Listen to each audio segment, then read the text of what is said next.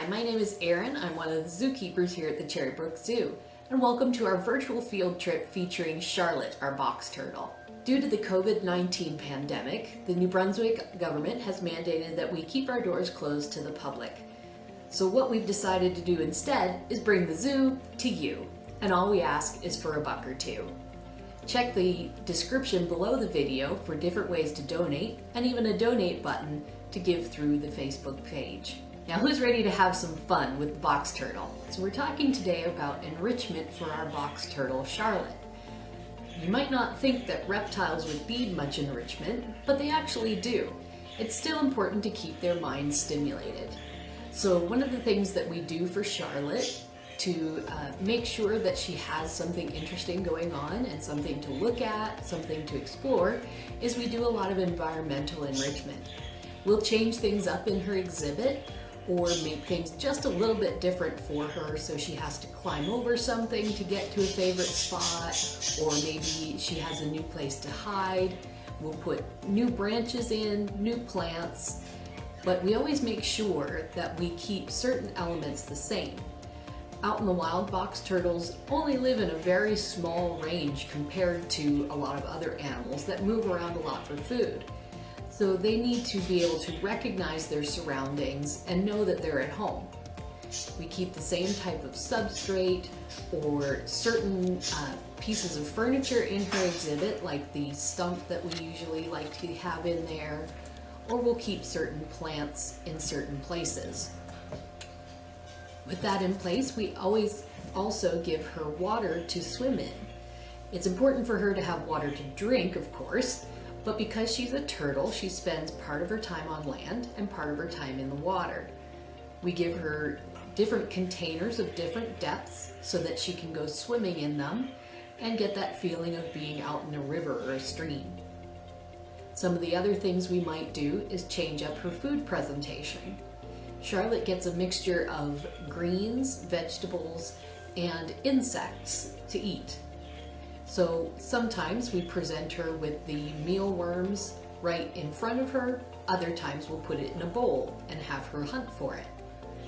Then we can also vary the types of greens that we give her and where we're placing it, whether it's in a bowl or you make it look like a plant growing out of the ground. All these are different things that make her have to think about her environment and to go searching for food. Today we're going to be making another craft for you to do at home. We're going to be making our own box turtle friend. So you're going to need several types of paint. If you want to do realistic colors, just like Charlotte, you can use beige, dark brown, yellow, and red. Or you can do any color that you like. You're also going to need a cup of water for washing your paintbrushes, and you're going to need several different paintbrushes to use on different parts of the rock, because we are going to be painting a pair of rocks just like this. You need one large round one, kind of to be the turtle's shell, and one smaller one that's kind of shaped like a turtle's head. So let's get started. Okay, so the first step we're going to do is we're going to take the larger rock and paint it beige, which is our light brown color, and we just want to make it a nice even coat.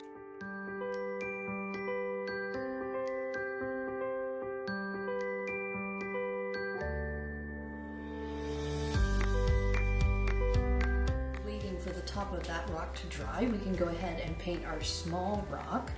We're going to take some of the beige and just a tiny bit of the dark brown and make a medium brown. We're going to paint the whole small rock the medium brown color. So for the next step, we're going to draw the middle line around the rock. So we're going to use the medium brown. We're basically going to put a belt on the rock, just right around the middle.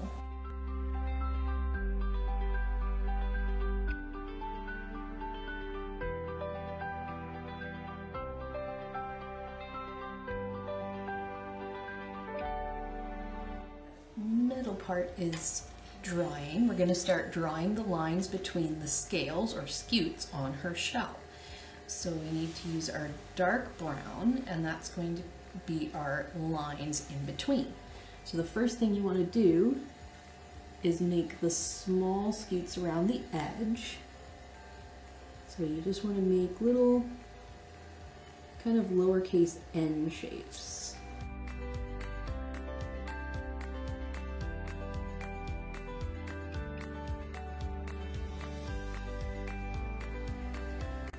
Then once you have the small scales all the way around the top, you want to flip it over and do the exact same thing on the bottom.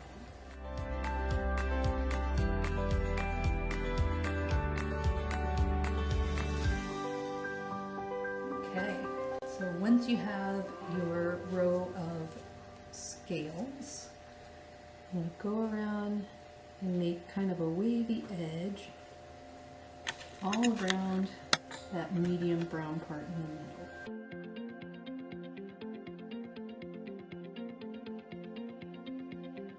And do the same thing on the top. On the top shell, we're going to make a row of bigger upside down N shapes.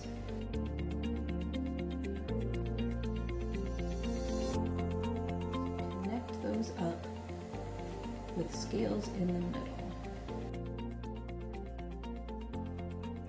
Fill in any spaces in between with the dark brown lines.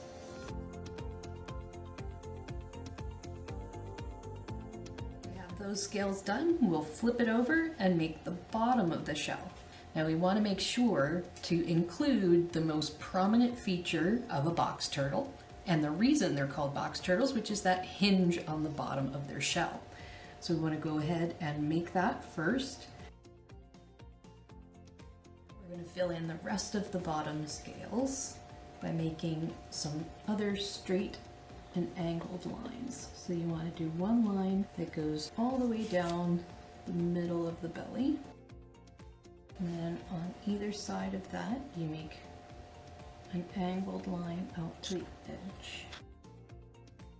A little bit closer to the end than the hinge line. You want to make another one across. Two more angled lines. This will be the tail end of the shell, and this will be the head end of the shell. We're going to do another line down the middle.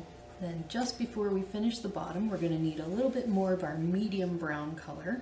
And we're just going to put a little bit of highlighting on the hinge, since we don't want it to look exactly like the scale lines. There. Now the bottom of our shell is done. Next, we're going to put the legs on our turtle, and we're actually just going to draw them on. So with the hinge end being the head end, we're going to turn it so that we're putting on back legs and a tail. We're going to use that medium brown color and just make an oval there. It's going to look like her legs are tucked up into her shell. And using the same medium brown color, we're just going to make a V shape so her tail tucked up into the shell. And we can flip that over, and we're going to do the front legs. So that's where we need the yellow paint, and we're going to make those bright yellow spots. So if this is her back leg, we're going to right up here and make yellow polka dots, so that it looks like those bright yellow spots are tucked up into her shell. So now the body of our turtle is done. We just need to finish the head. So look at your rock and find the end that looks the most like the mouth of the turtle. Now with my small brush, I'm going to take some of the light beige color and paint the mouth area onto the very front of the head rock. And this is going to be just like that beak-like edge on her mouth. We're going to put on some dark brown, a couple of little dots for her nostrils, for her nose. And then we're also going to take it right in the middle of that light part for the mouth.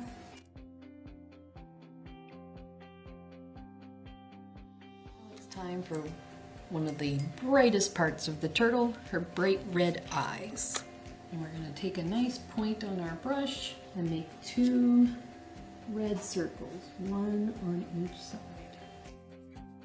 And once those are on, you take just a little bit more of our dark brown, get a nice point on your even small brush, and you're going to make a dark dot right in the center of the eyes. The head done and the body done. You want to take the end with the yellow dots for the front legs, put the head together with the body, and there you have a nice little box turtle friend. Thank you for joining us on today's virtual field trip. Join us at 10:30 a.m. Atlantic time for another video with Charlotte our box turtle. Tomorrow we'll be painting with Charlotte our turtle, but check the comments afterwards for the answers to today's questions.